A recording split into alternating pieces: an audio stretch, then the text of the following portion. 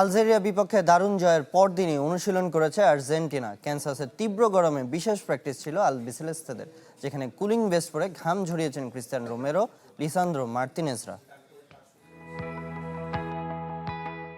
দেখে মনে হতে পারে কড়া নিরাপত্তায় বুলেট প্রুফ জ্যাকেট পরে অনুশীলন করছে আর্জেন্টিনা দল।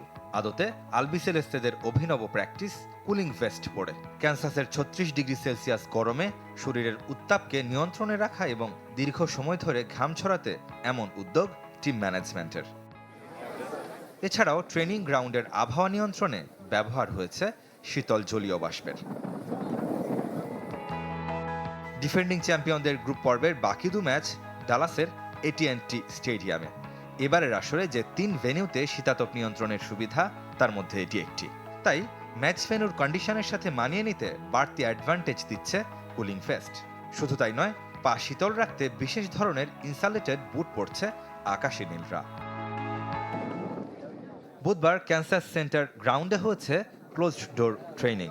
তবে 15 মিনিটের জন্য ভিডিও ধারণের সুযোগ ছিল বিশ্বের শতাধিক গণমাধ্যমের, যেখানে হাস্যোজ্জ্বল আর নির্ভার দেখা গেছে মেসি, মার্তিনেজ সহ পুরো দলকে। হওয়ারই কথা, 3 বারের শিরোপাধারীদের এমন দারুণ শুরু বিশ্ব আসরে দ্বিতীয়বারের মতো।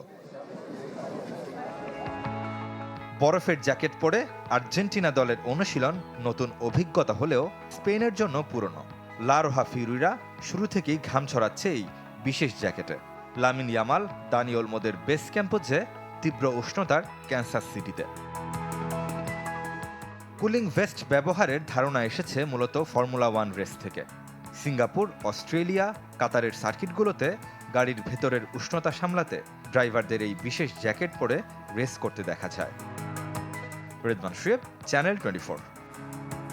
কোলগেট ম্যাক্স ফ্রেশে আছে আইসি কুলিং ক্রিস্টালস, যা দেয় ম্যাক্সিমাম ফ্রেশনেস সহ কোলগেট ম্যাক্স ফ্রেশ।